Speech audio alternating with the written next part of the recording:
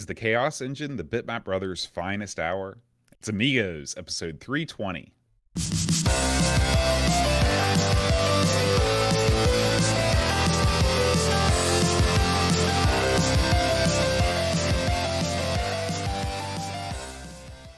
Hi, everybody. Welcome to Amigos. I'm John. And I'm Aaron. Today, Aaron, we are going to be talking about the Chaos Engine. Aaron, do you thrive on chaos? Well, I don't like chaos, if I'm honest, but I don't have much of a choice sometimes. So I guess I would say I try to thrive during chaos. How about that? What about Thriving you? during chaos. No, I am the opposite. If anything does not go according to plan, you know this, Aaron. You know this about me. If anything should happen to not go exactly the way I want it, I fly into a rage immediately. Well, one thing I will say, I think I've always considered myself pretty good under the chaotic conditions, but it's through years of exposure to continual chaotic conditions, and like I have no control over my own life. I'm like the pebble in the stream. And so it's always crazy time. I never know what to expect when I get home. I never know what's going to happen when I go to work. I don't know what's going to happen with my buddies. I don't know who's going to show up at 2 a.m. All this crazy stuff that happens, but you just sort of have to roll with the punches, I came home the other day, bam, the fridge don't work. Okay, why? I don't know why. It just stopped working. I came home, okay, so-and-so had a car wreck. You got to go pick someone up in Beckley or whatever. Who knows? You never know what's going to happen, so you just do it. So I can deal with it. Now, you do bring up a good point that we need to discuss. What's the fridge update right now? I got the call today from Alabama, the fridge capital of America, apparently. And my refrigerator theoretically is supposed to be delivered sometime tomorrow, as the recording of the show, between the slim hours of noon and 4. So I've got a 4-hour wait there. They may, delivering refrigerators is also chaotic. You never know when you're going to have something that sidelines you for several hours when you're moving a refrigerator. True. So you got to have that huge gap in your schedule. A huge window. Well, it will give you plenty of time to watch Coco Talk. So that is a plus. Now, did you go with the single entry or did you go with the double wide French door style fridge? You see, the single entry. What is that? Don't make those? You mean one that just has one door? No. Yeah. The ones where like you get locked inside. No, I didn't go with that one, Boat. I went with the old double door gimmick, where there's like the freezer door and then the bottom door. Listen, it was no frills. And then the modern age of pandemics and chip shortages, I took whatever fridge I could get that didn't require a crank or for me to go to an ice house to keep it cool. So that's the one I got. cheap fridge, Boat. I love it. Make sure and post pics on the Discord. Will do. Aaron, fridge news is over. It's time for Amiga news. Amiga news.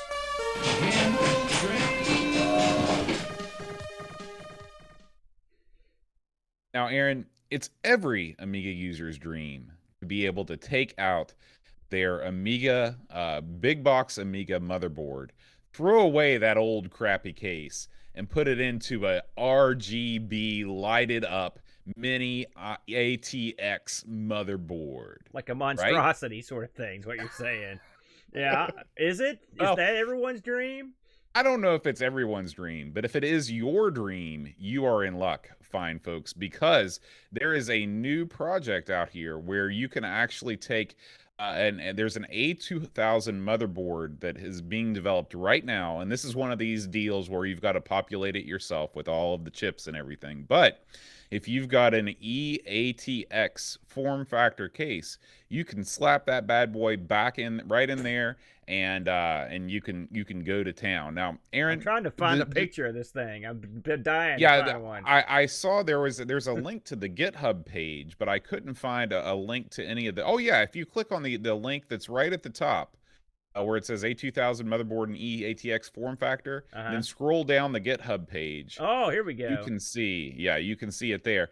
Now the eATX case, this is sort of like a normal kind of PC tower case, right? Yeah.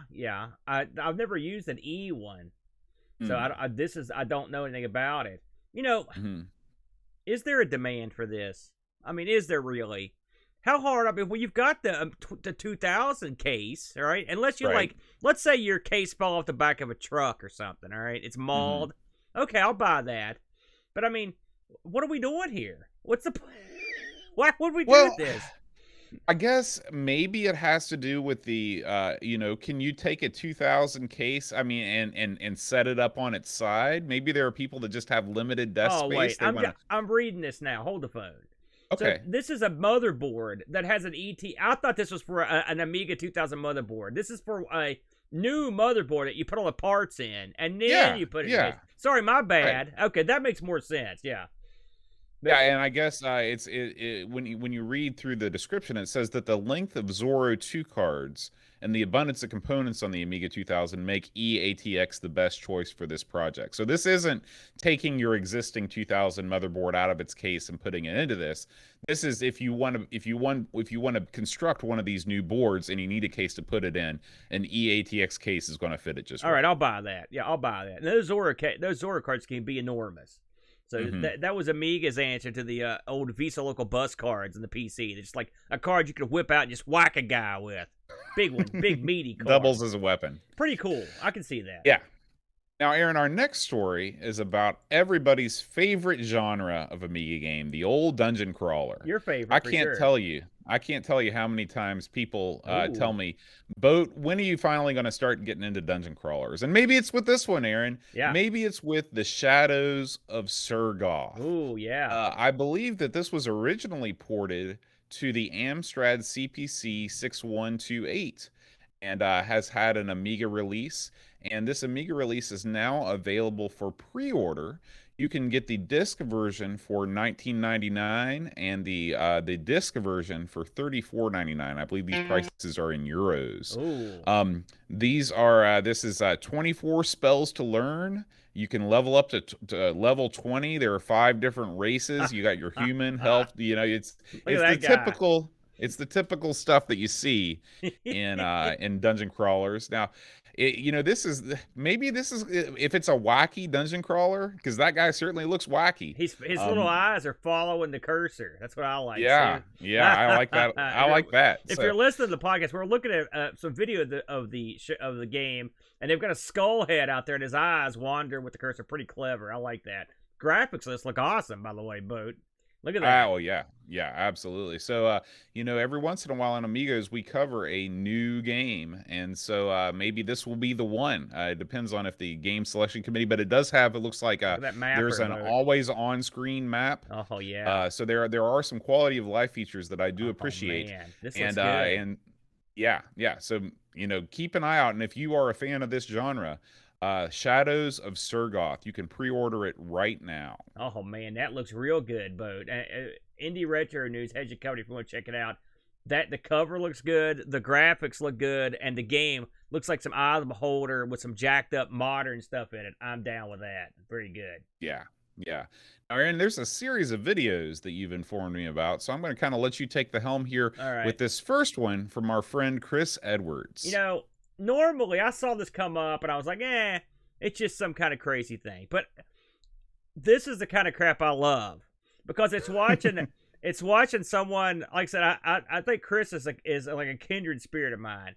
It's someone doing something dumb for no good reason and doing it in the most ludicrous way possible. This is right up my alley. So, in case you didn't know it, to hook up a printer to the Amiga 1000, it's got a different printer port. I ran into this a long time ago when I was trying to print with one way back in the real days. And so Chris, of course, knew this. And so what you got to do is rig up a gimmick to switch a couple lines in a parallel port. Okay, so his first idea is to get a gender change and rip it apart. But he breaks it because it's hot glued. It's hot glued in. And he mauls it. All right. So then he has another cutting plan, which is to get some other cheaper gender changes that he can rip apart. Well, those are glued too. So his next bit is he melts all the glue in one, and then he takes it apart and uses the guts of it to do the work. And this is wow. No, but this is dedication to a project. And the best part is there's two best parts. The first best part is he mentions in the video, it's like, why do I've got all kinds of Amigas and they work with this printer. Why do I need to do this? He was asking himself, and the answer was, I don't know why, and which I appreciate that. And secondly, when I asked him, I said, listen, why don't you just get a printer cable and open it up and just measure out which wires it was, and you reverse them there and splice? Because, and his response to that was, I don't want to ruin a good printer cable, which was also good. He was more than happy to ruin hundreds and hundreds of gender changers. But by God, I don't want to spoil the ending, but it's a guy that says it's got a happy ending. So if you want to watch one man struggle against gender changers, printers, and ancient outdated technology, this is the video for you. I was very pleased. Oh, by the way, he does occasionally violently beat the monitor a la Boat. So if you want to see that, Chris Edwards, he's the Mac Daddy of doing goofy stuff. So check him out. He's always entertaining as hell. So the next one here. Now, I was just looking around on YouTube, and this popped into my feed. And I think I may have stumbled upon this fellow one time. He's not like he's a little channel. I mean, he's doing pretty good. And his name is 005 Agima. You see what he did there? Oh my gosh, I've seen this guy around before, and I never read his name properly. When I see those combination of letters, it only forms one thing. Yeah, and so this guy's in Australia, and he just does lots and lots of Amiga stuff. He's by the way, former professional video editor to a certain degree, so I mean, he knows what he's doing. But his videos are simple, and he's a real down-to-earth dude. And like I like he does unboxings. He just or stuff, acquisitions. Mm-hmm. Remember a game we played a long time ago called Saboteur? Heck yeah. He also, if you look on his channel, he did a video. Someone did a 3D version of that, which was quite remarkable. It was neat to watch him do that. So I thought, heck, I'm going to give this guy some love on here because I watched a lot of his videos this week. I like someone that's sort of a down to earth, just talking like it's your buddy. You know what I'm saying? Mm-hmm. Hanging out with him. And this guy also, he's no flunky. Like, he knows the score. He's a smart guy. He knows the computers he owned back in the day. So if you get a chance, check out the channel. It's 005 space Agima, or Amiga spelled backwards, on YouTube. I think you'll dig him. He's a real good cat. Next on the docket here, Bo. This one I just came across earlier today, actually. And this is an interesting one, I think, Bo. This one here is a fellow that rigs up a power supply, a new power supply for an Amiga. This is Noel's Retro Lab. This guy is a big deal. I mean, I've watched this stuff before, and this just happened to be one he did with the Amiga. And what he does is he wants an Amiga that you can use anywhere, any country. And so he literally goes and he guts an old Amiga power supply. He buys a new power supply. He describes, he shows you how he puts it in. He puts a connector on it like a computer connector, so you can just whip off the cabling. Yeah, that's what Jason did that with the power supply he made me. It's real solid, and this is it's a good step-by-step guide for anyone wanting to try this stuff. So I would give this guy a look. It's not the worst idea, and it's a fairly cheap project as well to take on. And like I said, I've watched some of this guy's stuff before, and it's good stuff. So check him out, Noel's Retro Lab Boat. I dig him. This is another one I came across today in my travels, and this is a fellow I've actually watched his stuff before, named Breadbox Commodore Computer Museum. All right, and one of the things, he's been doing a series on the Amiga Mini I've been watching. And I didn't hear this anywhere. Maybe I'm behind the times. Did you know they'd mentioned 2 more games for the Amiga Mini? No. What are they? Project X is one. Okay. And the other one is Sentinel. I'm not familiar with Sentinel. I know I've played Sentinel, and it's a good game. And of course, Project X we played on the show long ago. Much to my chagrin, I think that was Super Stardust that we really bought. We played Project X. We've also played Project X. It's one of those hard horizontal shooters. Yeah. So there's 2 more in the kitty there, and you should check this guy out. Breadbox Commodore Computer Museum. Again, this guy doesn't have a small channel. He's a big time player, and he's doing a really interesting series on the Amiga 500 Mini, including games that he would nominate to put in there and whatnot. So check him out. Again, that's Breadbox Commodore Computer Museum on YouTube, Boat. Good awesome stuff there. Boat, it's almost upon us. And our friends at Amy West are gearing down. The bunting is being raised. But you think they're raising some Amiga bunting over there? Heck yeah. Some red and white checkerboard bunting all over the place. First of all, you can find out all the information you need to know about Amy West at amywest.net. Amy West 2021 will be the 24th. That's amazing. 24th Amy West show. And this will be happening October 16th and 17th, 2021 at the Holiday Inn Cal Expo in Sacramento, Sacktown, if you will. They're going to have a banquet. You can still get reservations in for the banquet. I've heard the banquet is top shelf, Boat. I've heard that is top shelf. Now, I also know for a fact that they're having an incredible raffle that you can actually get in on if you're interested in it. If you scroll down on the amywest.net page, yes, there is a raffle ticket purchasing area. You can click on your ticket, and this is eligible. Anyone can get on this, even if you're at home. So you don't have to go to Amy West. Let's look at what they got here, Boat. This is what your ticket will get you. This is for $10 US. If you win, you can win one of the following gimmicks here. How about this, Boat? The Checkmate Mini ITX case. Nice. Not bad, eh? How about this? Individual Computers is actually donating an Indivision to the raffle. You can choose between the AGA MK2/3 or the new ECS version 3. Not bad. Amy Kit is getting in on the gimmick.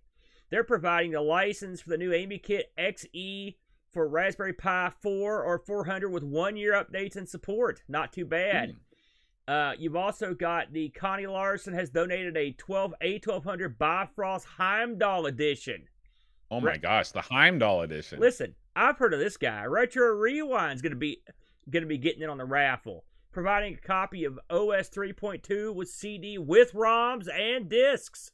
You get it all, buddy. And of course, we know these guys too. Amiga Addict, official Amiga Addict T-shirt, Boat. Those are always in style. My God, this just keeps on going. Rabbit Hole Computing, Retro Passion, the Amiga Kit store is involved. Amy, these are all things you can win from Amy Bench, Amiga Sys. My God, going on. Retronic Design has got stuff. Amiga.org. All kinds of stuff here. If you're interested in picking up a raffle ticket, you can actually directly go and check out Amy West raffle at amywest.net. What's the ticket price? What's the ticket price? One ticket, $10 American, Bo, US dollars. Okay. Again, amywest.net/raffle 2021.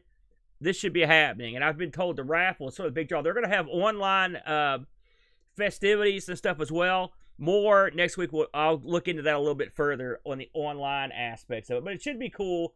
Keep your eyes posted at amywest.net for all the information, Bo. Sounds great, man. We wish them all the best over in Sacktown. Yeah. Now, Aaron, it's time to talk a little bit about our favorite sponsor of Amigos, Retro Rewind. Now, Aaron, you know, the Amigas, you can't buy them anymore. They're too expensive. But thank God we get it on the ground floor. Every other Commodore computer, still cheap as chips. You can pick up C64s all day long for practically nothing. And don't get me started on how cheap the old Plus4, the C16, all that stuff is. People are giving those things away. But if you've got one of these machines and it's broke down and busted, because you bought it in quote-unquote untested condition. We all know what that means. Yeah. Yeah. You're boned. There's one place to go to get it up and working again. Okay. You got to check out RetroRewind.ca. Okay. Why? Well, right off the bat, you can get some diagnostic carts so you can figure out exactly what's wrong with this new broken machine. Now, wait a minute, Bo. What if you're too dumb to diagnose a machine like I am? Well, if you're too dumb, you don't have to worry about it.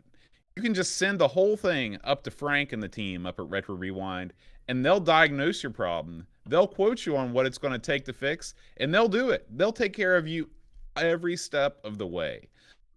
Retro Rewind is the place to go for all of your Commodore computer needs. Whether you need chips, whether you want to burn EEPROMs, whether you need cap kits, or you need a machine recapped, reflowed, and reported, they do it all, and they do it cheap. They do it cheap, but they do it well. They do it well. located in friendly Canada, you know that it's going to a good home, and your Commodore will come back grand spanking new, ready to rock and roll. And guess what?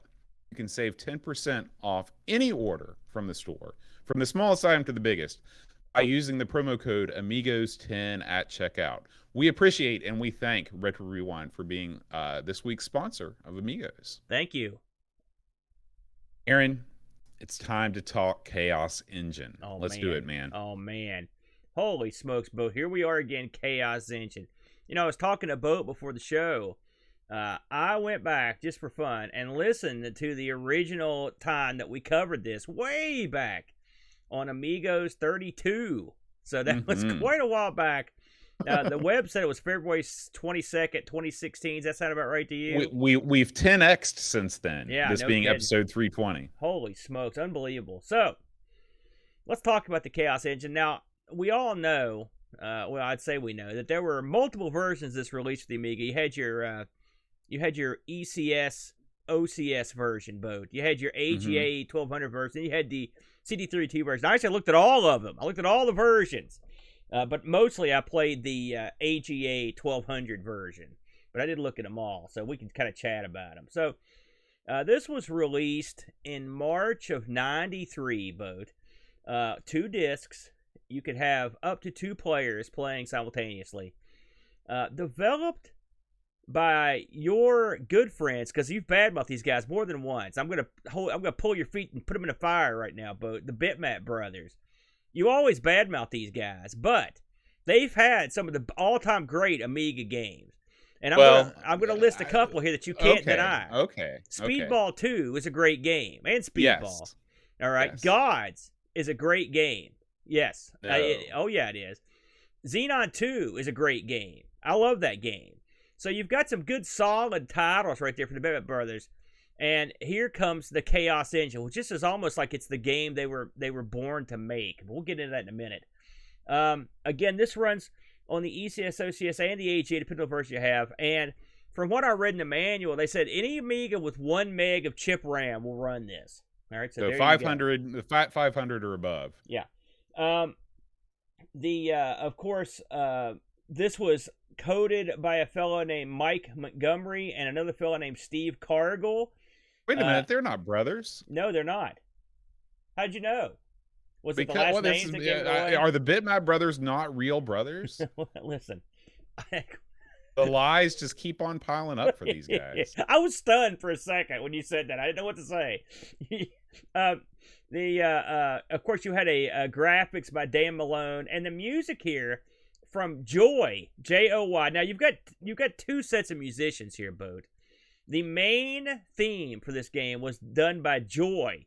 Joy was comprised of Farouk Joy and Haroon Joy, and they did the main theme. And then our old standby, the King Dong, the Grand Poobah of Amiga music, Richard Joseph. Is it Mr. Whitaker? Tell me it's Mr. Whitaker. No, it's Richard Joseph, the other King Dong. Yeah, you're close. He did the music, and I will say he did every other. From what I read, he did all the music except for the title, and there is quite a bit of music in this. So we'll get to that. The game was ported to quite a few machines, including the Acorn Archimedes, of course, the ST Nintendo Super NES, I should say. DOS got a port, Genesis. Some of these got ports under different names for whatever reason. When they brought this to the States, they took the incredibly cool name, the Chaos Engine. That's about as cool on my cool guy name scale, but that's right at the top. It is. You know, and what did they do? Let's make this game decidedly less cool and make it have less sense. We're going to call it Soldier of Fortune, which is dumb. Dumb name. Yes. So whoever thought that was a good idea, you're dumb. You know, and I'm sure it didn't help their sales. Because I'd go buy a game called the Chaos Engine way before I'd buy one called Soldier of Fortune. That's lame. It follows in the grand American tradition of naming things so there's no ambiguity about what they contain. Because the game is about mercenaries. They're not wrong. Yeah. But the Chaos Engine, why would you? That's such a cool name. Why would you change it? I don't know. But because we're dumb. Dumb things happen. Now, before we get into the game itself, Boat, do you remember all those years ago playing this for the first time. Yeah, I do. And of course, me and you sat down and did a double play on it one time as well. Mm-hmm. Now, do you have any idea? You told me before the show you can't recall what your early thoughts on the game were. So I just listened to it, so I know them. So it'll be interesting. Okay. I'm going to hear your current thoughts, and then we'll see how they mesh up with your previous thoughts. Because my thoughts have changed a little since the original gameplay. So before we get into it, we got to talk a little bit about the backstory. Now, if you play this on the, did you have a go at this on the CD32 or watch the video for it at all, Boat? I only played the AGA and OCS, ECS, and I played every version except for the CD32 version because I didn't have it. It's funny because there's a backstory to this that is, they sort of abbreviated in the CD32 version because they've got that speaking intro. It's like some cutscenes. So the full version of this is, so a time traveler, right, is on reconnaissance, and he gets stranded in England in the late 1800s, and somehow the time travel technology falls into the hands of Royal Society. The Royal Society, led by Baron Fortescue. Fortescue is how you say it. It's Fortescue. So Fortesque takes this tech. He's like, I had to figure this crap out. It's 1800s, close enough to the future, and he gets in there and fools with it. And what happens is he creates something called the Chaos Engine, which is a gimmick to experiment with the nature of space and time. Now, when you experiment with the nature of space and time, and by the way, you're you're some kind of weird steampunk geek scientist, what could go wrong? Well, it goes down in a bad way. So the Chaos Engine somehow becomes sentient and sucks the guy in. Remember in Superman, what was it, Superman 3, when that computer eats that guy? It's sort of like that. That's the way I look at it. And then, bam, the Chaos Engine goes crazy 8 bonkers all over the UK, which I thought was funny because it only affects the UK. It completely screws it up. Well, it probably affects the rest of the world. They just don't care. Well, the UK is, If anyone comes to try to help the UK, they're attacked in the ports, it says, and it cuts all the communication lines. And what happens is when it takes over, it turns all the animals into like mutants, and it also resurrects some other animals that were extinct. Okay. Now let's stop for just a second. All right. Let's pause. This is a freaking great backstory. Well, this is not like the evil Xenoids are being from the planet Korkon, it's not that. I mean, this is a movie that might be cool to see. So hats off to these guys for crafting a story that isn't total crap. Well, I mean, it was heavily. Now, I've not read the book it's based on, but it was heavily borrowed from a science fiction book back in the day. Now, I don't know how heavily, but it was a William Gibson book, by the way. Really? Of Neuromancer fame. Was he British? I don't think so. I don't know. Oh, now, I've never really thought about it, to be honest with you. Somebody can tell us if he is. I didn't think he was, but it would make sense. So, now that the Chaos Engine's been unleashed and Europe's all jacked up, luckily the royal family get out because they got connections, Probably on they walked across the strait on the back of peasants. And when they got over there, they're like, hey, wait a minute, man. This ain't good. We need to hire some suckers to go in there and blow this Chaos Engine up. And that's where you come in. You're gonna pick from a band of characters, and you're gonna go in and try to infiltrate the UK and blow away all these creatures and get to the end of the game where you'll take on the Chaos Engine itself. Now, Boat, there's your opening. There's your premise for the game. You already told me that you like the backstory. When this game boots up, the music starts, you see the little scroll, what were your initial thoughts? This is a game that could appear on a console. And did. This is a console quality game. It's very well polished. The intro is well done. It's not over the top. It doesn't last forever, but it gives you the information that you need to know. The game boots in a way that makes sense without, having to go through a lot of nonsense. I really like a lot of things about this game. When I first started playing it, I was impressed, and again, I started out with the lowest version, so I started out with the OCS ECS version. Mm-hmm. I was impressed by the speed. I was impressed by the animation. I was impressed by the graphics. I was impressed by the color. I know that the colors are I'm not. stunned to hear that. I know that the colors are not the brightest, No. but it fits the theme of the game. Yeah. If you're talking about a post-apocalyptic steampunk universe, these are the colors that I would expect to see. You know, and so right off the bat, I was impressed. Yes. Yes. Now we didn't touch on this, but yes, this is set in sort of a steampunky themed universe. Now, you'll recall that in '93, steampunk wasn't like ultra in vogue. So this would be one of the earlier things I think we would have seen with steam. Now, of course, steampunk went bananas, especially when like Biosphere came out, or was that what was it? BioShock, I should say. And some of the stuff like that came out and kind of made it more interesting.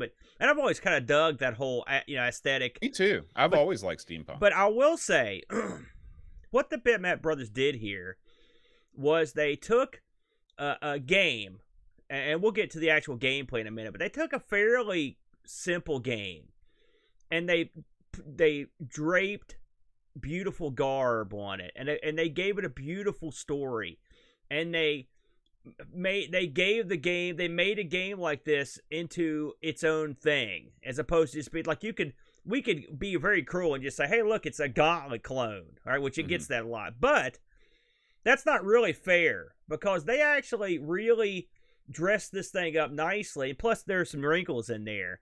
And so I will say, yeah, I agree. The backstory, as goofy as it is, the backstory and the aesthetic of the game is good. The graphics I think you're right. I think they do match the actual feeling of the game. I mean, this is a rundown, beat down, like super jacked up UK. It's not going to be charming and bright and beautiful. You're going to have a bunch of crazy stuff going on, dark colors. I know you love your colors, but in this case, you've suspended that, but just because of the scene. I think you're right there. So when you start the game, and I will say this is one place that I saw a difference between the CD32 version and the other versions. One thing I like with the CD32 version, aside from the fact that you get that intro, is it's got an online, like on disc manual that you can go through. It's got all the instructions on it. I didn't see that in the other versions, so that's nice. And they're great. I mean, they probably did the bare minimum, but still, it's nice to have a manual to look through. But aside from that, pretty much that, and of course the colors are AGA on that. But and you also can use more than one button on the CD32 version. Aside from that, I didn't see a whole lot of difference. So you get the choice of one player or two player when you start the game. There's not really a whole lot of options, is there, Bode? I mean, pretty much it's one player, two player. When you play one player on this game, you actually will pick two, because you're always going to have a teammate that's controlled by the computer, Bode. What did you think about that? Well, this is something that could go really right or really wrong. Whenever they introduce and overall, I thought the computer player was okay. Yeah. It's difficult to program a computer controlled player, because you don't want him to be so good that you don't have to do anything. Yeah. But at the same time, you don't want him to just be horrible and just go off randomly, Yeah. So I thought that they did a pretty good job, of splitting the difference. I sort of would have liked to have had the opportunity to play the game without the extra player, just to see what difference it made. It would have been kind of cool if they would have given you the option, like maybe decrease the number of enemies or made the enemies slightly weaker and let you go it alone. Yeah. But as it is, the second player was not a hindrance at all. Now playing this with a real second person obviously is the way to go. Yeah. But. Now I will say this: I read many places mention this. If you wanted to play by yourself, of course there's no option. But what you can do is play the two-player game and just have the other guy get killed, and you can just go through the game by yourself. But I don't think it's not gonna like make it easy on you. I found the computer player to be fairly competent, but the main thing, not a deterrent, not someone who sucks about it, ruined the game, because they wasn't forever getting stuck behind stuff, crap like that. So when you start the game, you get to pick from your characters. Now, there are 6 characters. I was reading, Bode, when this originally, believe it or not, this was like sort of betaed 2 years before it got released. This was in production for a long time. And from what I read, the original version of this had 12 characters, and you could have 3 on the screen at once. But it was in production for like ever, and so clearly they canned a lot of that. But that would have been cool to have 12 characters to choose from. That would have been awesome. But you get 6. And the 6 characters each have a picture with a unique look to them. I'll run through them real quick. You've got the Thug. The Thug is a strong and slow guy with a shotgun. Then you got a guy called the Navi. I like the Navi. He's got a bazooka. In fact, I usually pick the Thug and the Navi as my team. You've got a guy called the Brigand. He's just sort of like a mid-range character. And then you've got a guy called the Mercenary. The Brigand uses a rifle, and the Mercenary uses something that's like a shotgun, but it's a Gatling gun. Then the last 2 characters are the Gentleman. The Gentleman uses sort of a pistol, and then you've got a guy called the Preacher, and the Preacher has a guy who is not in every game. In America, for American versions and a few others, they deemed it. They didn't think it was a good idea to have a preacher that went around and murdered people. Well, it's more than just that. Any game, especially on Nintendo, you had to scrub your games free of any sort of religious connotations whatsoever. So Preacher definitely out. They replaced him with the Scientist. Yeah, so the Preacher / Scientist uses a laser, and the Gentleman uses a pistol. The Gentleman's pistol, actually, when you shoot something, the bullet keeps going once you shoot it. That's kind of neat. But otherwise, these 2 guys are kind of weak. Now, you buy these characters with starting money. So if you cheap out and get 2 of the cheaper characters, then you'll have more money to spend if you make it in the store, which we'll get to that in a moment. So by the way, did you have favorites amongst these characters? I always go with the tanks in games like this. So because the Navi and the Thugs, who you pick? Yeah, because they give the characters wisdom attributes. Nowhere in the game did I ever see what wisdom did for you. As far as I can tell, it does nothing. Well, it's funny. Those skills do stuff, and I figured out what some of them are. Okay. We should mention there are base skills in the game. I believe the skills are wisdom, health, strength. No, wisdom, health, speed, and skill. Okay. Now I know. Skill, you had to jack up skill before you could upgrade your weapon. So that makes sense. And so so wisdom. I didn't go down the wisdom road, but I'd wager. Well, like I said, I looked a lot into this, and I couldn't find anything that wisdom did. So I never chose the smart characters because, to me, they needed some weaker characters, so they made up an attribute they could be strong in. I bet it did something. The way that these guys were pretty thorough, so I wouldn't be surprised if it did something. I'll have to look into it. But anyway, I like the advancement is kind of neat. And we'll get to that in a minute. So you've got your characters. You're ready to go into the game. So what do? Well, this game is sort of a top-down run and gun maze game. Does that sound about right, Boat? Yeah, that's exactly what it is. With some very light puzzle elements. Okay, and I mean very light, but they're there.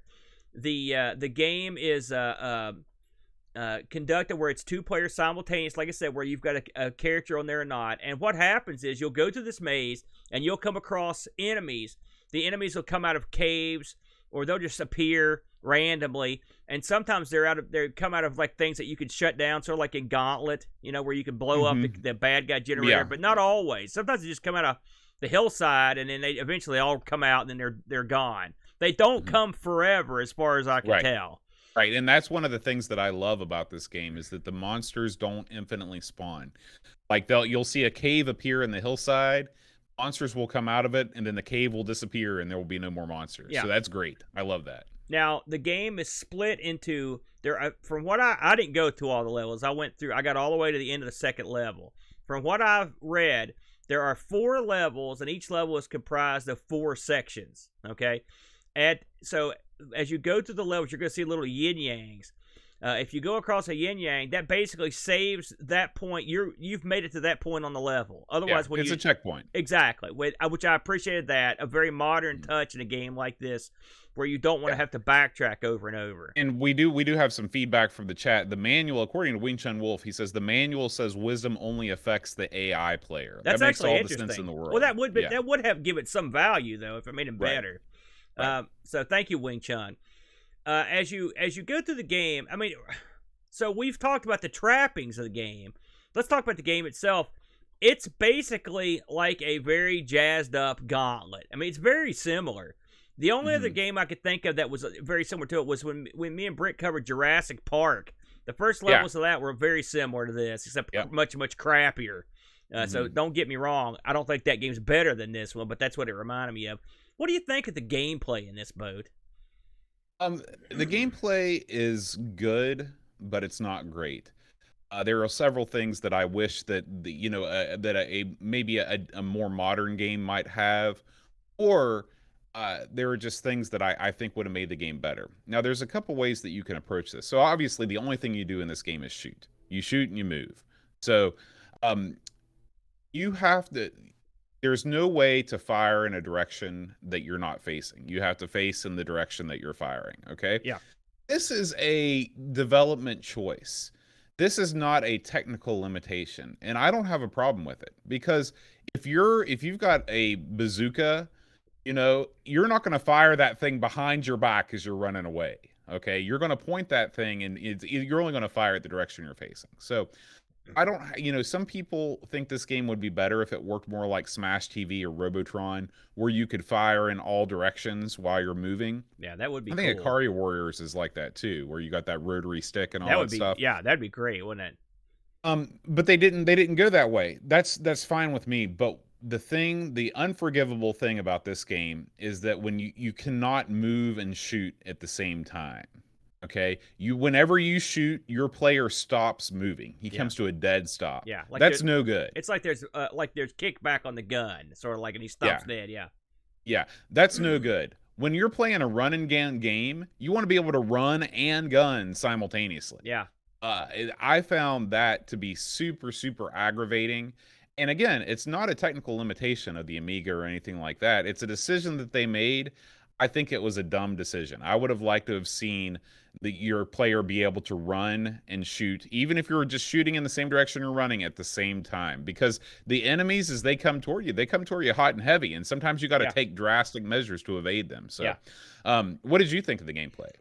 This game, it's funny, when I got into it, I was struck by a couple of things, because everyone compares it to Gauntlet, right? And we just compared it. You remember Time Bandits on the Coco? This has a lot in common with Time Bandits, where you run around that maze shooting, and also you stop at that. But the other game that reminded me of a lot, and of course it would, is Gods. Because in a lot of ways, there are a lot of the elements of Gods in this game in terms of the level design and the way you move through the game, and the way of enemies and stuff appears. It's there's a lot, even the color scheme and everything reminds me a lot of Gods. Of course it would. Like I said, Bitmap Brothers did it. In terms of what you're saying, I'm not gonna say you're wrong.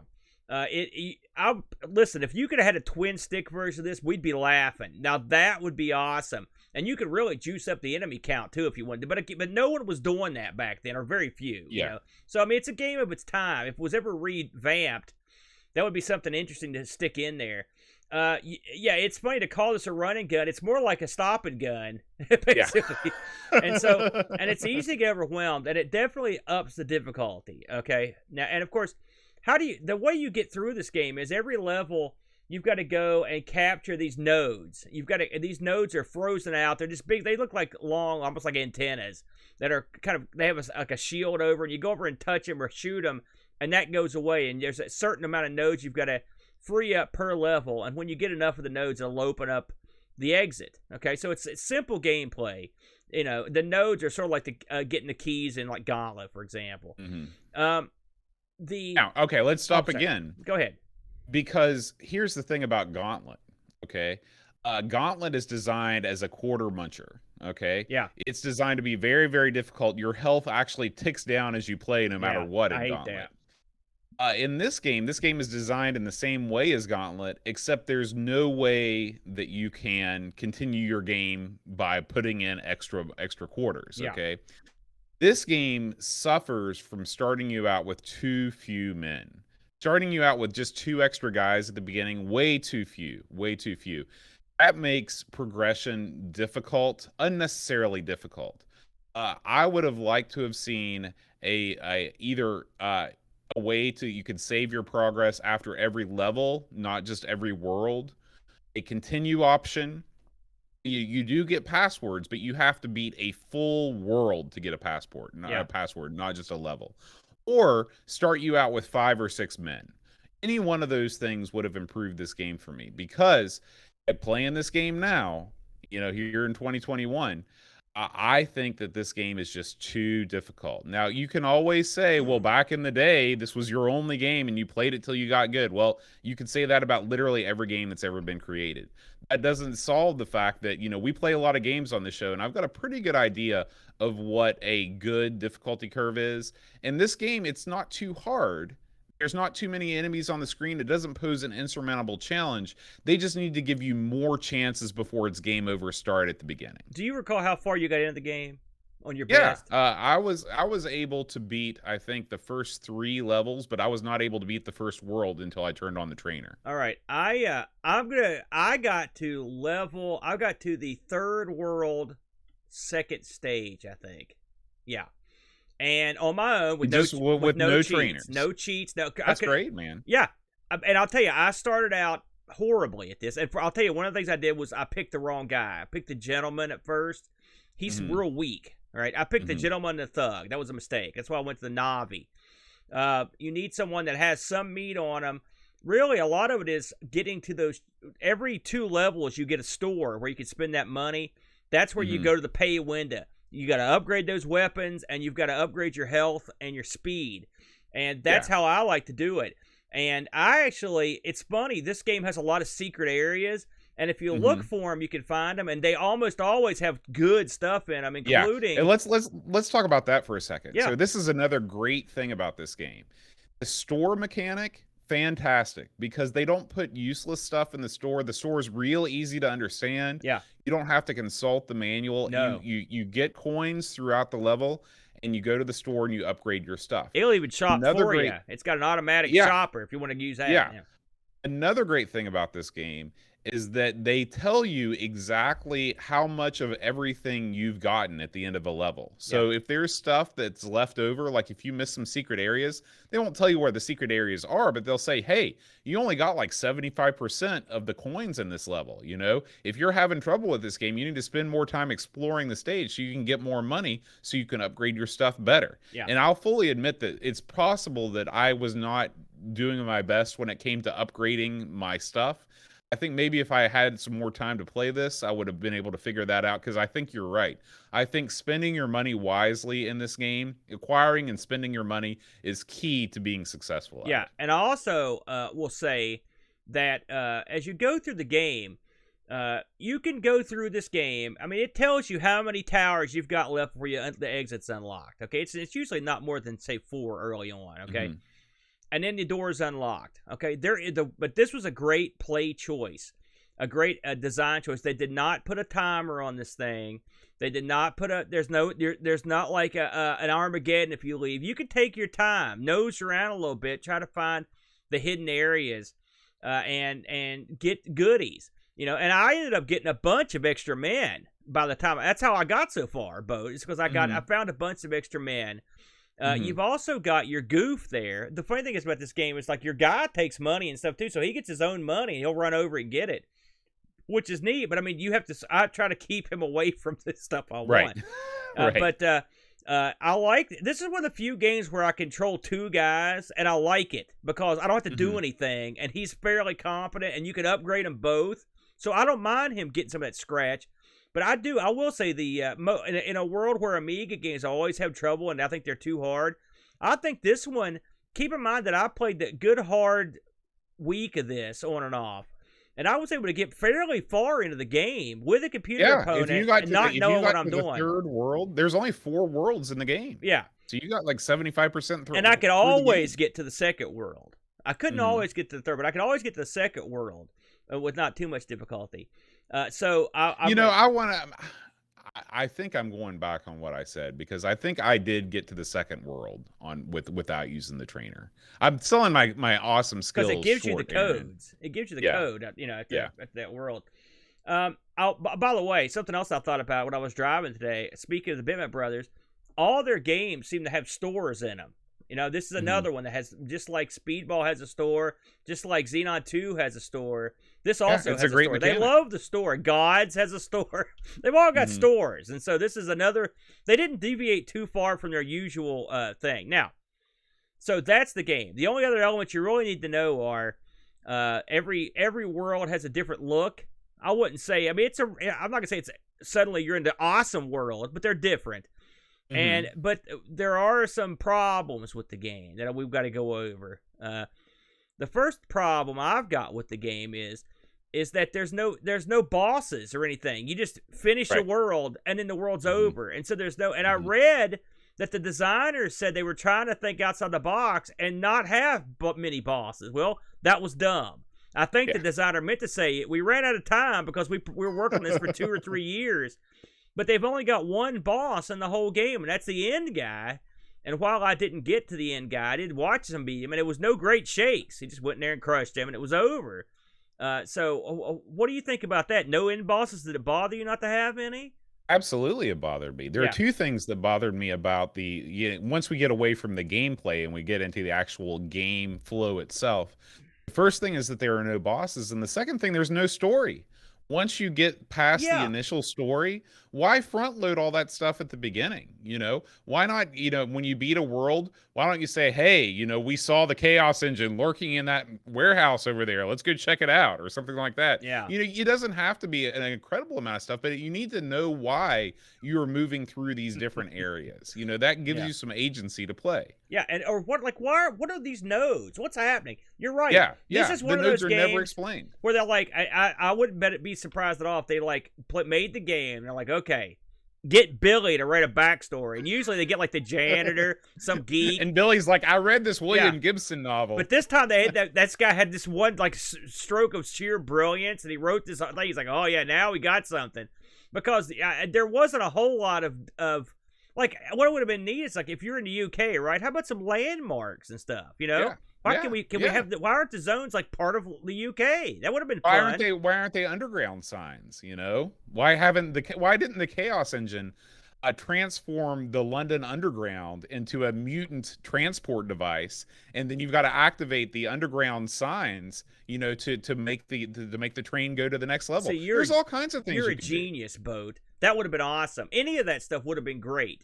And if you were to remake this now, because the gameplay, listen, we've seen this gameplay many times. Alien Breed did it. Heck, Berserk did it. All right, it's the same basic bear homie, but you can spice it up. Also, if you're going to go with the steampunk route, really go for it. How about some steampunk enemies in here? Not just like big oafs or geeks or blobs. Well, again, that's sort of the Bitmap Brothers thing. Like, when you look at the enemies from Gods, what Gods, are those things? They're a bunch of blobs. No, they're not. They're cool looking. They're different looking. Crap. You don't know what you're talking about because you don't remember them. But I do. They were cool. There's the weird thing that walks on its hands. What's that got to do with God? But that stuff looks like stuff you might see in like a weird, heavy metal magazine version of Hades or something. I could see that. This stuff is just, there's nothing wrong with these enemies. They're just not, I would have made them much more appropriate for the story. Something else I'd like to have seen is more bad guys. There's not a ton of bad guys. Well, here's the thing. I thought about that too, because one of the hallmarks of Gauntlet is the fact that there's a zillion bad guys. They're always on their way. But the thing is, the game is already, in my opinion, the game's already hard enough as it is. No. I don't mean more guys on the map. I just mean different types of guys. Oh, okay. Different types of I don't know that I share your critique about. I think the monster, because these are supposed to be mutated animals, that have, and so they look like freaks. Right. They look like what they should. I'm look not like. ragging on the guys, but what I'm saying is I think there's only 9 different creatures in the whole game. Okay. Yeah, that's That's not what I'm very talking many. about. Give me Yeah. give me something. And the thing is, with that backstory, you've got a wealth of possibilities, as we discussed. So I mean, listen, I know we're going on. It sounds like we're killing this thing, but we're trying not to. But I mean, I'm just calling it like I see it here. You will occasionally pick up power ups. Sometimes they're cool. Of course, sometimes you just walk over something, you die. The bomb. I learned that pretty quick. Don't walk over that. If you're playing on the CD32 stick, you can actually hit the second. You can hit one of your. I think it's the blue button to like activate your power. Otherwise, you got to use the keyboard. But I didn't find it to be that big a deal. It's not like you're pounding those special powers. I mean, yeah, all the and time. when you play the OCS ECS, it's the old hold the button down for a couple seconds maneuver. I like the fact that you can find a map and stuff. Like I said, there's some cool stuff. There's some stuff. It's very similar to the gods in terms of the power ups you find. Sometimes they blow up everything on the screen in a spectacular way. Sometimes they blow up everything on the screen in a different spectacular way. So I guess, like I said, this game I've had a lot of gods flashbacks. Now, I listened to our look at this in episode 32, like I mentioned, and we were both. I'd say we both said this was basically maybe kind of above average. Now. Yeah, at that time, I definitely had not played enough Amiga games to realize how above average this game is. Well, I mean, I think going back to play it now, I will say I enjoyed this game. In fact, this week I've never enjoyed it more than I had this week. I don't know what it was. Maybe something clicked in my head, but I really enjoyed playing it. Now, is this thing the end-all, be-all? No. But is this a fun, mindless game that you can play with your buddy? Yes. You can play this on Amiga Live, and it works fine. I know a lot of people do that, and it's fun to play play with your buddy there live in person. And if you don't have a buddy, the computer does a decent job. I think it's a pretty good game. I'd say it's a solid B title, Boat. Maybe a B plus. I'm right there with you. Solid B to B plus title. Absolutely. Did we get any action on the old Discord, Boatster? Oh yeah. With the Chaos Engine, there's going to be people writing in. Yeah. We're going to kick things off here with a review from, I got to scroll up here, Pajako6502. He says, this is Gauntlet on roided up steampunk goodness. It would not have been out of place in an arcade and gives console gaming a run for its money. A fantastic two-player game for you and a friend to play. It's tough at times, but you'll go back for more. Graphics, music, and sound are all top-notch to boot. If you haven't played this, it's time to get out from under that rock, grab some soda, some Cheetos, and a buddy, and go at it. 9 out of 10. Oh, my. Lord Soup writes, the Amiga was a far more capable machine than its software would infer. Often games fell way short of what the machine was able to do. This is not one of those games. From the excellent graphics to the pumping soundtrack and spot-on gameplay, this is the Amiga at full stride. It's a fine tasting barbecue. Outstanding work, Bitmaps. We should mention, Aaron, this game does have simultaneous sound effects and music. And I think the music, although not my cup of tea being the Euro dance trash, does fit the theme of the game quite well and does get you all pumped up. Yeah, I think that's great. And also we should mention the sound effects are also rocking. They're great. Yeah. Alien Breeder writes, when I was young, I had the OCS version and then the CD32 version, and he said even here in the United States, and both were fantastic games. Admittedly, I did not get very far until modern times when I could use save states, but it was always a fun time. The graphics are high quality, the music is fantastic, and the action is top-notch. Having played many of the versions of this game, the Amiga version is the best version of the classic game, 8.5 out of 10. Next up, we have Laurent Giroux. He says, Chaos Engine is a game that looked great on paper and reviewed well in magazines. Playing it back then, I was definitely not disappointed by the fantastic graphics and the appropriately weird dynamic music. The game definitely exudes a very particular and pleasant atmosphere. However, I also remember feeling somewhat unsatisfied. The player fires in the direction he's walking, which means that any attempt to avoid projectiles by changing direction results in firing like an idiot into the void, while conversely, aiming precisely at the enemy implies making peace with the idea of being filled with bullets. And this inconvenience will carry over for the entire game, wasting relatively okay level design by forcing the players to contort into weird fire and then eat bullet, then rotate weirdly away, rinse and repeat routines every time they approach enemies. Adding a lock direction button would would have solved this issue, made the gameplay that much more fluid and less wasteful, allowing them to reduce the number of health packages and allowing players to concentrate on the action rather than forcing them to mastering those esoteric bullet avoidance contorted routines. Wasted opportunity, you say? Sounds like an Amiga game, doesn't it? Oh, Also, man. don't play the Steam version. It's very lacking. It's a very bare bones conversion, clunky and sometimes buggy. 6 out of 10. Play it for the atmosphere. The art is brilliant. Oh, my. Super Famiking writes, by the time of its release, I'd moved on from the Amiga to pastures new. And seeing as most Amiga to console conversions are terrible, I never played it there either. It was only within the last few years I fired it up on the Amiga to see what all the hype was about, and boy, talk about disappointed. Oh. It looks decent, has some nice touches, but as usual, it's a Bitmap Brothers game dining out on past glory. Oh, man. There's nothing massively wrong with it, but like Magic Pockets before it, it's dull, slow, repetitive, and like most Amiga titles, extremely difficult. Above-view shooters like this need 2 sticks and a control pad with 4 buttons to direct shooting, like Smash TV, so you can shoot in one direction and move in another, but here you shoot in the direction you move, which makes it incredibly frustrating. As nice as the graphics and art are, it's all boringly beige and earthy in color, which hardly racks up the excitement. Your large, chunky character loses masses of energy from their small energy bar every time you're hit, making staying alive long enough to see the next screen's subtle change of brown or green a chore.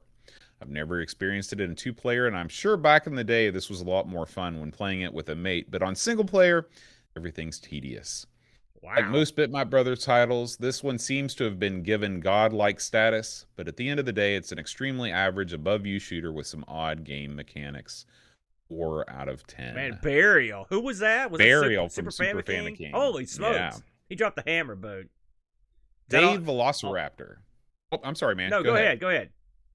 Dave Velociraptor writes, this is the Bitmap Brothers' first Amiga-led game as far as I'm aware. I think it turns out great. It comes fairly late into the Amiga's life in 1993 and is a great showcase of what the Amiga can do with a gauntlet-style game. The style of the game clicks with me, as do most Bitmap games, and I think it's very playable. Adding a co-op CPU player is very interesting. 8 out of 10. And finally, Pixels of Dawn writes, I have a mixed history with Bitmap Brothers games.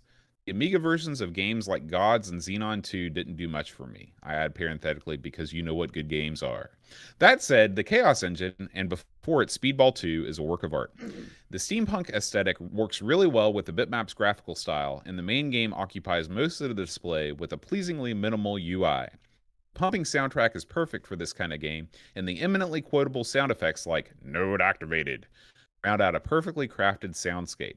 This is one of the few games where those extra AGA colors really make a difference, with the CD32 intro adding even more atmosphere.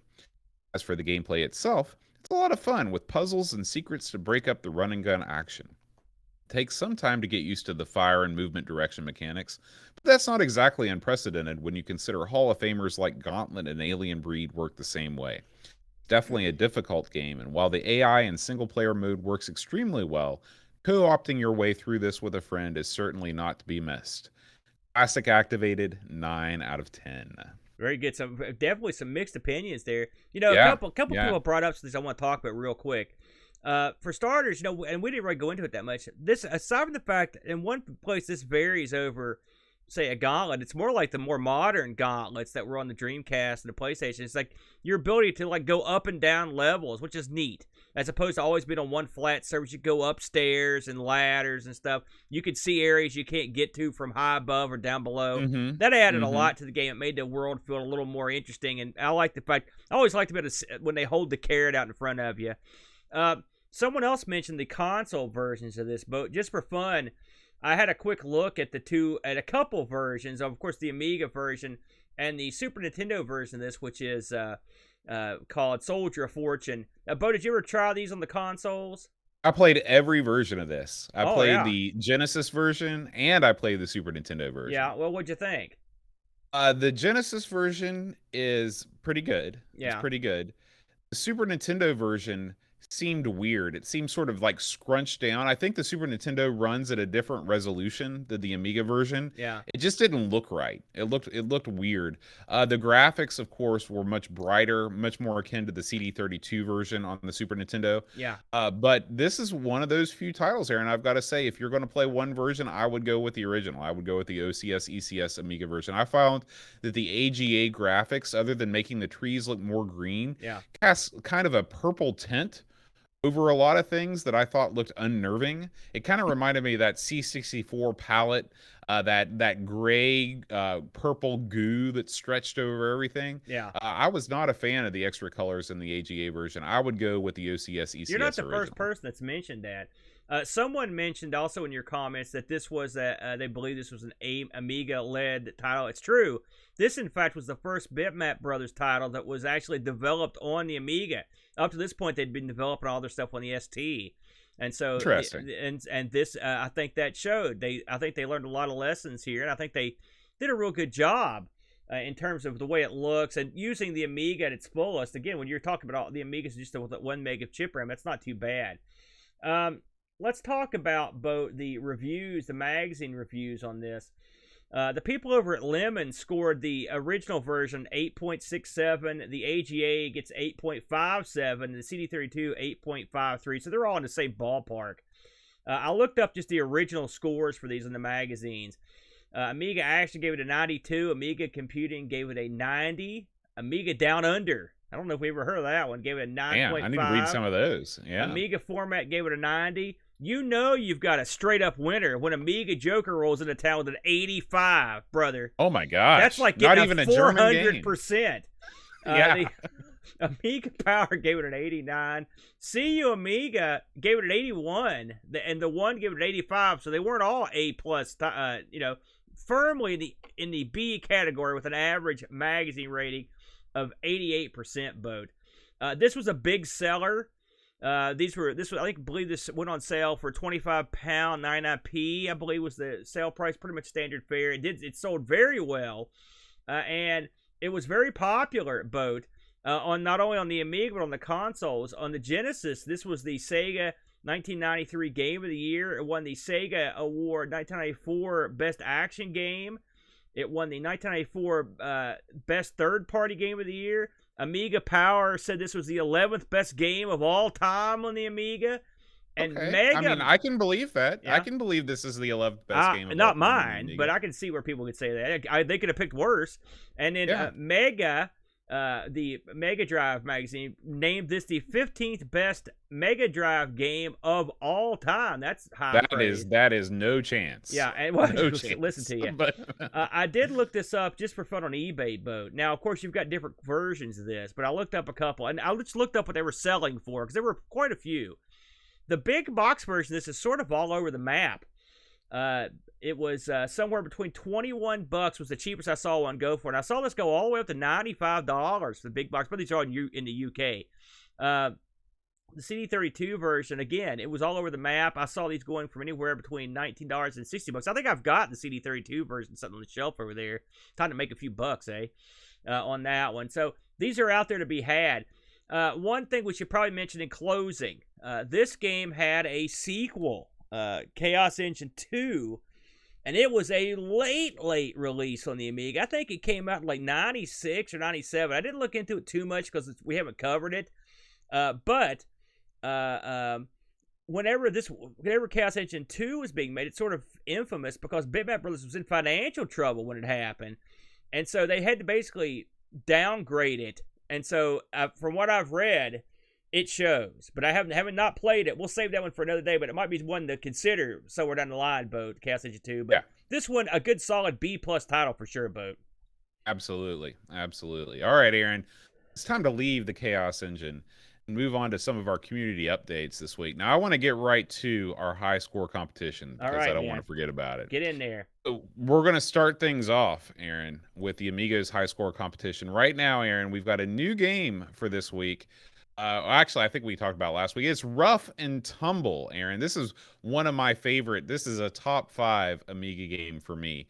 This is the most beautiful game on the platform, in my opinion. It makes the OCS ECS chipset shine. Yeah, it's And a beauty. It's a looker. yeah, yeah. If you are a fan of Metal Slug games like that, you should definitely give this one a go. I plan on posting my high score this week, and right now it looks like Z9K9 has unsurprisingly leapt to the top. But we've got plenty of high scores, plenty of things going on here. So make sure if you're on the Discord to jump right in and post your high score. Of course, our Specky High Score Challenge continues with Mikey. Some of these scores in Mikey are out of this world. I mean, looked at some of these and I couldn't believe it, man. Yeah, so get on there, post your score for Mikey. That's going to run all the way up until October 24th when we record Mikey on our Sinclair. So you've got plenty of time to jump into your Fuse or your emulator of choice. Somebody in here is playing this on a 3DS or some sort of a DS system. And so there's all kinds of Spectrum emulators you can get out there, or of course use your real hardware.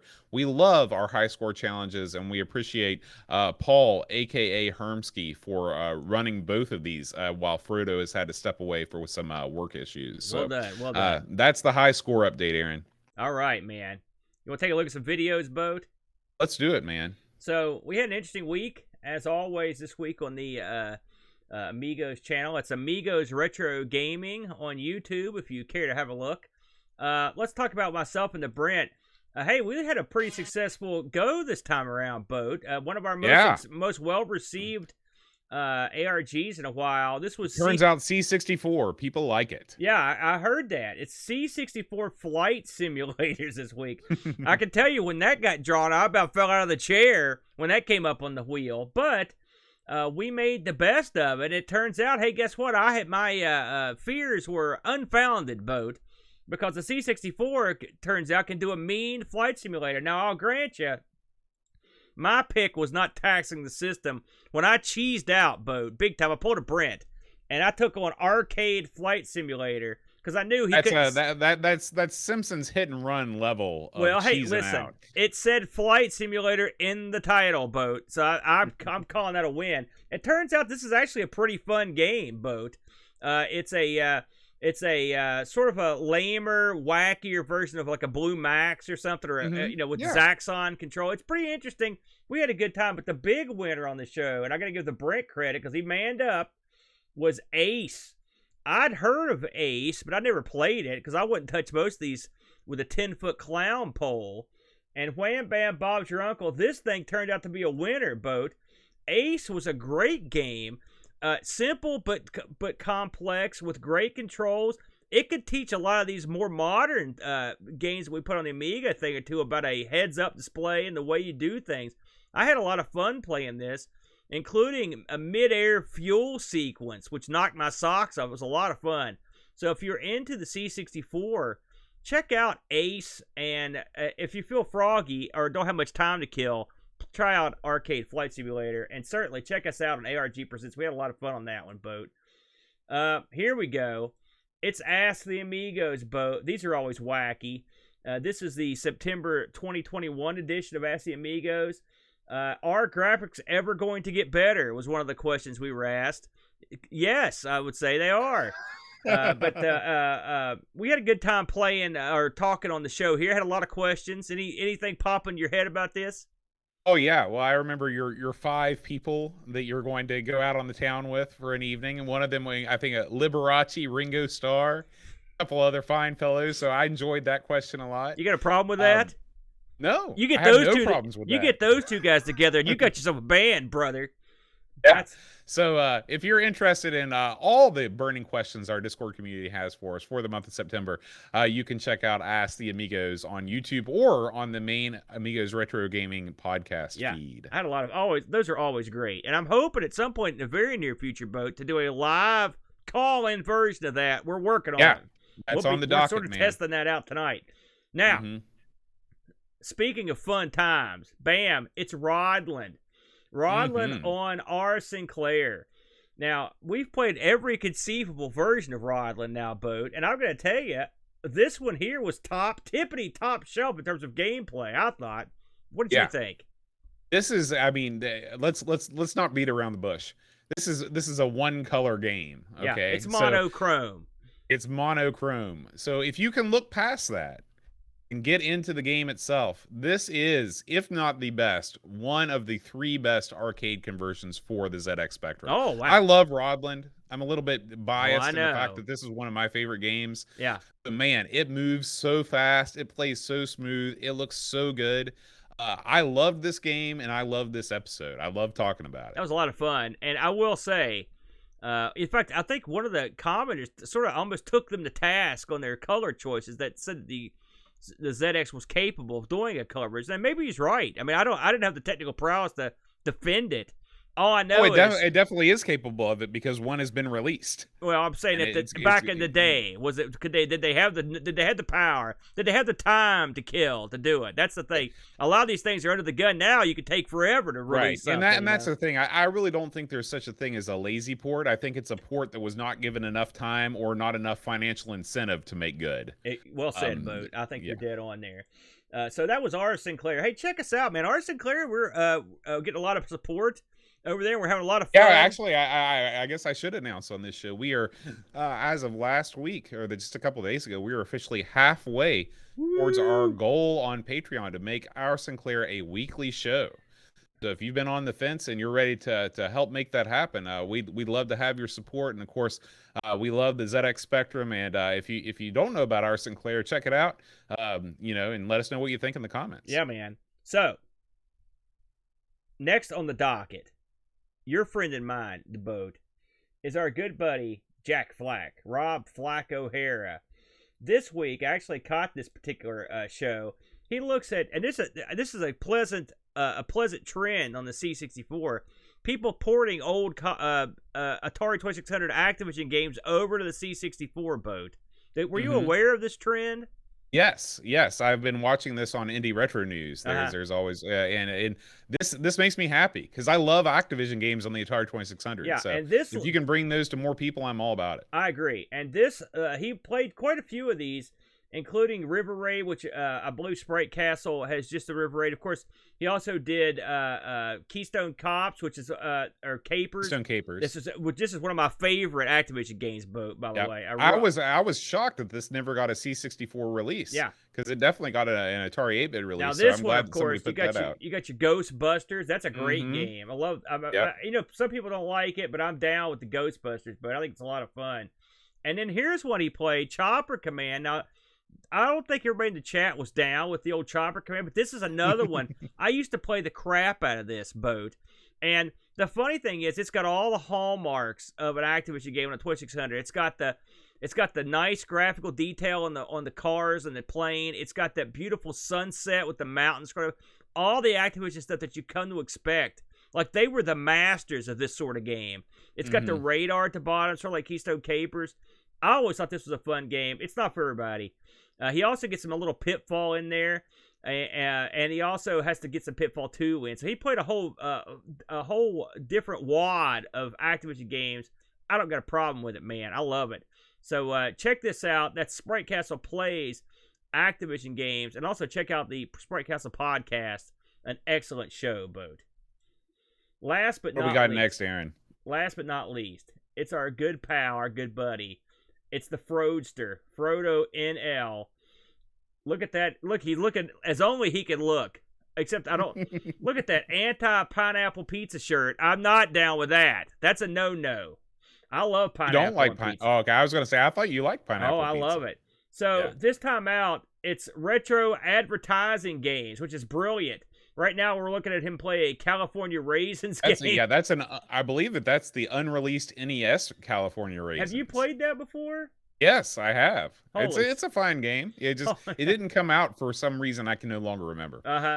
But this is a great idea for a series of shows. Here he is playing the Noid game. I'm sure you played that from back then. Oh, yeah. Hey, this one we've actually played. Yeah, that's Bubba and Sticks. We've played that I wonder one. what product was being advertised there. I'm not sure. I don't remember either. It's been a while back since we played it. I know this is. I'm not sure what this one is, Bo. To be honest with you, that looks like is that Mickey Mouse or is that Mickey Mouse? I can't tell who that. Who is that?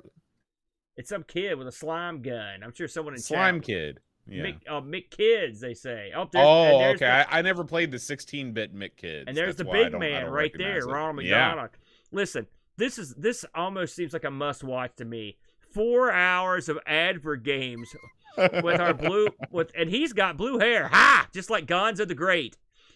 4 hours of Frodo getting. Let me tell you something. If this doesn't make you go out and buy a hamburger, you need to call up Jack Flack. Listen to his McDonald's episode. Just get you in there. Good stuff from our buddy Frodo NL. I think that's all we've got, Boat. You got anything else to talk about? No, I think we need to move right on down the line to right, last week's Patreon song challenge. Yes.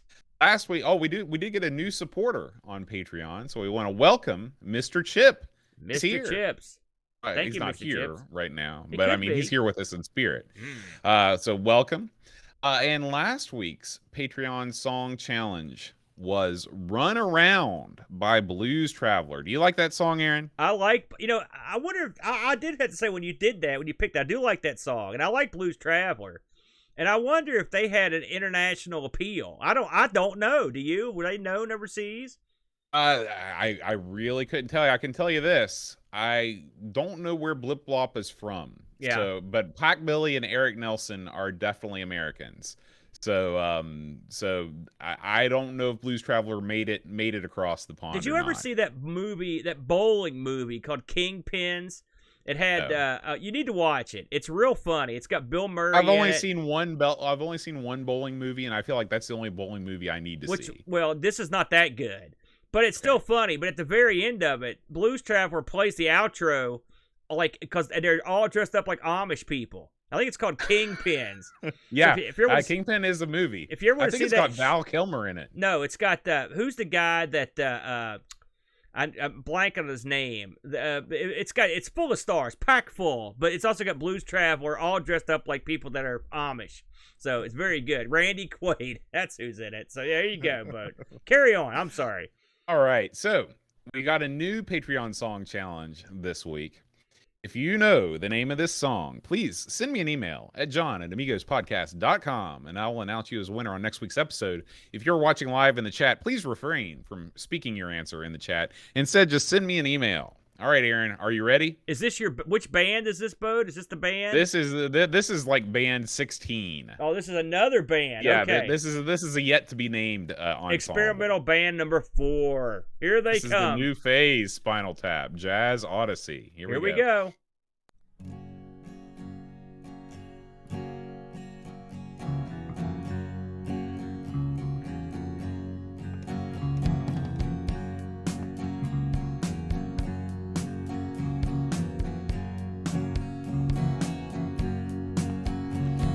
Price, Herman B., Wanderly Chesum, Mark Richardson, David Hearn, Chris Edwards, Rem OK, Rom OK, David Terrace, Jude, Carlos, Matthew Mobius, The Phantom, Magnus, Seth Yates, Alistair Fiend, Christian Russell, David Z. George Rosansky, The Amiga Show, Daniel Crabtree, Super Famic, Kings Hazy Loomis, William Finterscar, Heavy Systems Inc., Bundy Frag Lord, Mark Byland, Olaf Ho, Hermsky, Jonah aka Simulant, Alien Breeder, Dave Velociraptor, Cowboy Boy, Laydenson, Luke Hudson, John Cook, Bomb the Bass, Frodo Windmill, Soul Incisor, Take a Major Gun, Mr. Cola, Bernard Lucas, Jerry Dennington, Zorg, Love Reflection, Simon Ledge, Captain Crispy, Kilobytes and Caffeine, Gary Huther, Free Lunchgate, Fox David Pickford, Canadian Rap Break, Cameron Armstrong, Andy Jones, Lobster Terminator, 10 Minute Amigo, Retrocast, Bernard Quinn, RMC, Tim, Drew, Simon Rose, Joseph Harrison, Kyle Letter, Bob O'Hara, Matthew Larimore, Andy Craig, Sean Sobar, Bit, Rosenberg, Andrew Munch, Joe the Zombie, Leif Kalan, Alan Kebab, Checote, Levelor, John Marshall, Matthew Perone, Ricky Rocha, Crooked Dead Boy, Vicky CTZ, The Slow Norris, Stefan Sorgod, Mortensen, Edwin Helen, Christopher Hassel, Ravi Abbott, Chris Foles, Lauren Charoux, Graham Becky, Adam Battersby, O'Brien's Retro and Vintage, Gary Hucker, Paul Harrington, Duncan Stiles, tapes from the Crypt, Josh Nan, Adam Bradley, Jonas Rulo, THT, Eric Nelson, Tommy Hoopstead, Daniel Bingston, Bruno Barracuda, Darren Coles, Jason Walls, Pixels at Dawn, and Yo Bogdaman. Yeah. Draft dodger, eh? Well, see if those trees you always hugging save you when Gordon Lightfoot's creeping around your back stale.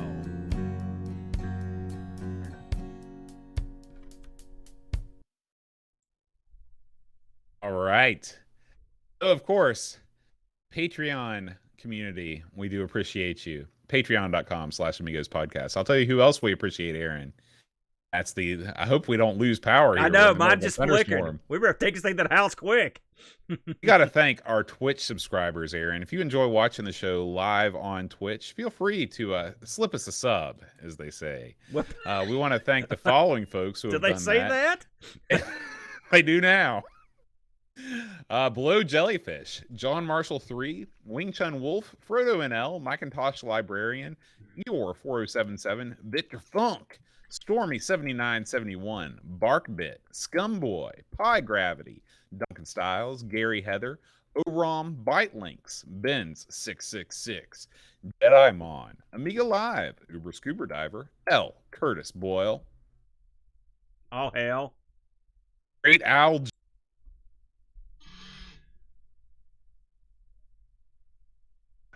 Math Dufort, Blip Blop, Edvin Helland, Summer Sausage, Long Shank 7, Happy Coding ZX, Zoin Suck 1, Robert Wendell, Texas Foosballer, Crabs MTG, Wide World of Retro, Mind Racks, Still Adolescing, Buck Owens, Butterbay, Air Jury, Captain Chaos DK, Retro Jerry, Mr. Toast 6502, Jigglebox, Rob O'Hara, Back to 8-Bit with Hermsky, Deadless 75, Explorer, Dryer Lint 17, Paul Kitching, Pixel Smack, McChessers, Brock 101, Chris Edwards Restoration, Mitsuyama, Arctic Cube, Pixels at Dawn Gaming, Jay Borchers, Real Retro Dude, Super Famiking, Oil of Hope, Thirstboard, Luminate08, and Lob Terminator. Thank you guys so much for subscribing to us on Twitch. good lineup.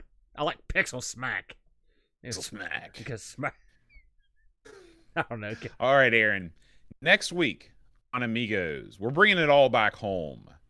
By that I mean we're playing Another World. Another World that was chosen for us by the only Zorglub, member of Amigos Game Selection Committee, and voted on by all of the members of the committee. I can't believe, Aaron, we're going to be on episode 231. We've not yet played Another World until next week. Yeah. We've never played that? We've never played it. You're kidding me. I'm not kidding. That is... How the heck did we miss that? I don't know.